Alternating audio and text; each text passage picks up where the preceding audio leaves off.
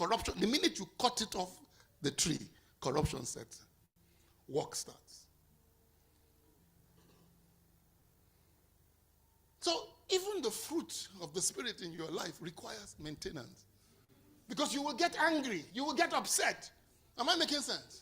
You'll get, and then what happens to you when you get upset? You start, everything that was fruit in your life before starts to wane. Because all of a sudden there's no maintenance there. You get the point I'm making. Fruit requires keeping, patience, and consistency. All right?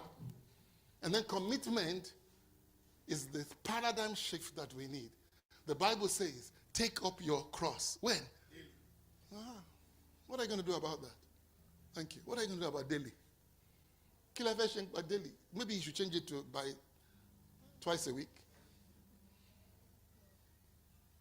When are you going to be committed daily? That's what he demands. Commitment is the bridge between desire and discipline. Discipline and growth. Commitment is the bridge, which is TBN, between desire and discipline. And discipline is the bridge to growth. And growth is the bridge to destiny. It's not, listen to me, it's not your desire that takes you to destiny. It's your habits. And your habits that you do on a daily basis are what brings you to destiny. Nothing to do with anything else.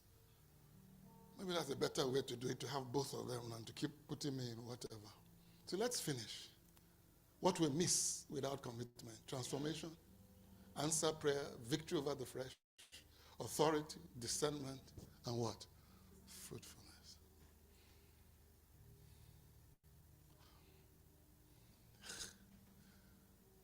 You know, some kid, I know whether it's an adult or a child went to the Dr. Digwala exhibition.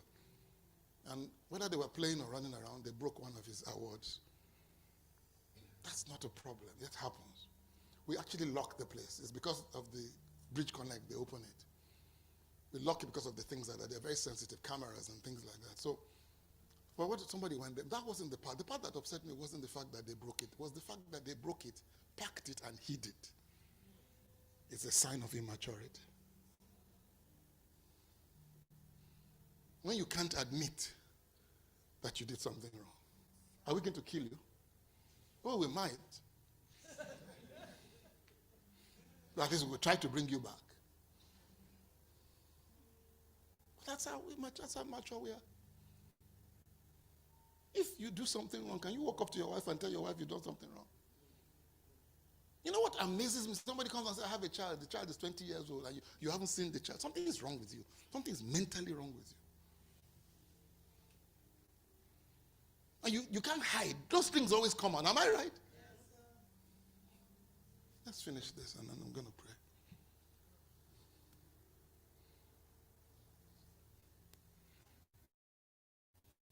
What are the benefits of commitment? Stability, authority, or power. You notice that? I spoke about it already. Revelation. The Bible says it is the glory of God to hide something. You know, sometimes I ask people this. When you go to the bank, have you noticed if a dog goes to Union Bank to open a bank account, have you noticed they will open it? All he has to bring is the cash in his mouth and a teller. Once he puts it on the counter, they will take it. Now, try to collect your money from them. Go and collect that money back. Send the dog to go and collect it back. What would they do? They will kill the dog in the bank. Am I right? Am I right? A dog can open a bank account in Nigeria, but to collect your money, the question is, why did they make it difficult for you to collect your money out of the bank? The reason is very simple. They don't want the money to go to the wrong person. God's blessings are hidden behind this so that the right people get it. He's not making it difficult because, no.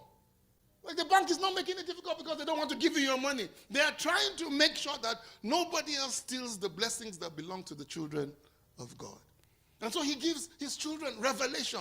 He gives them things. For instance, if God reveals to you that a stock is going to go up, he doesn't want you to be greedy and selfish. Am I making sense?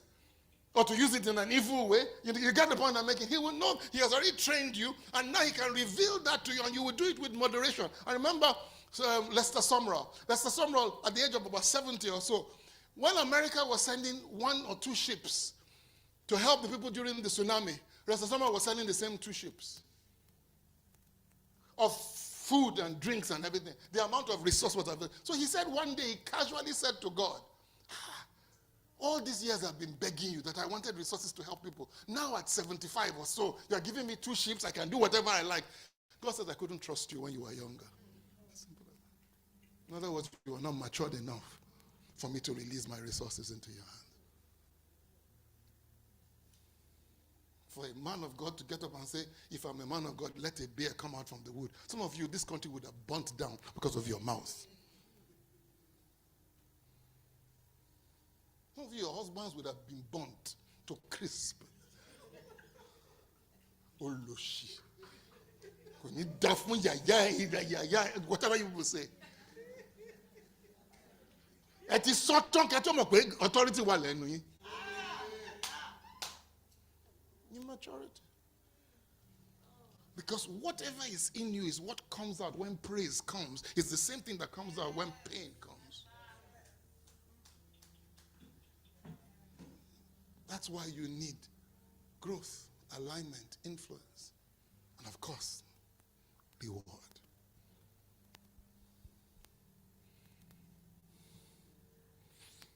Ladies and gentlemen, commitment is the bridge between promise and fulfillment.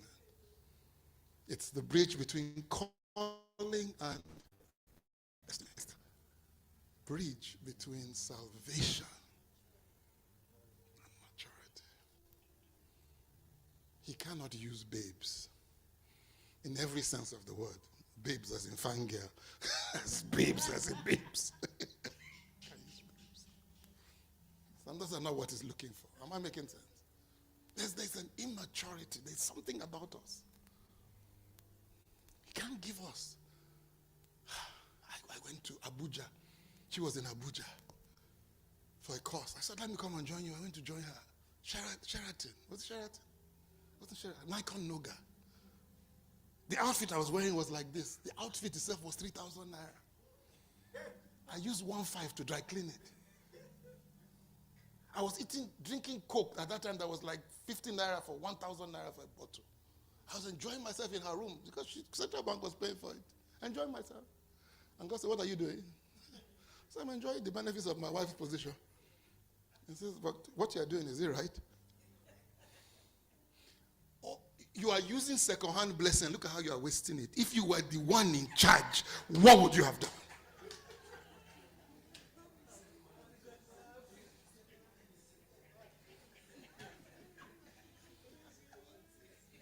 Gold toilet roll, golden sheet. You know, stupidity. Because I'm immature and says, I can't put you in that position. You're not matured enough for it. Because if I give you, you will waste it. You will destroy lives. If you can't control yourself in Nikon Noga,